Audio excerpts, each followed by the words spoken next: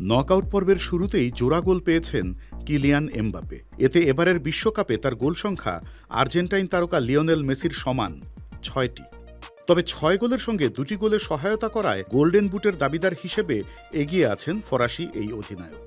বিশ্বকাপের ইতিহাসে সর্বোচ্চ গোলের তালিকায়ও এগিয়েছেন তিনি। ২৯ ম্যাচে ১৯ গোল নিয়ে তালিকার শীর্ষে মেসি, আর ১৮ ম্যাচে সমান সংখ্যক গোল করে দ্বিতীয় স্থানে আছেন এমবাপে। এবার অবশ্য শিরোপাতেই চোখ রাখছেন তিনি। মেসির গোল নিয়েও মাথা ঘামাচ্ছেন না।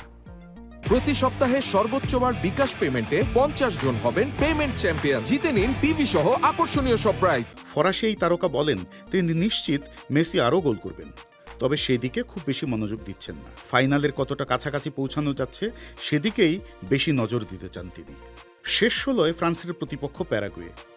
লাতিন দলটি জার্মানিকে বিদায় করে এই পর্যায়ে এলেও পরিষ্কার ফেভারিট হয়েই মাঠে নামছে ফ্রান্স।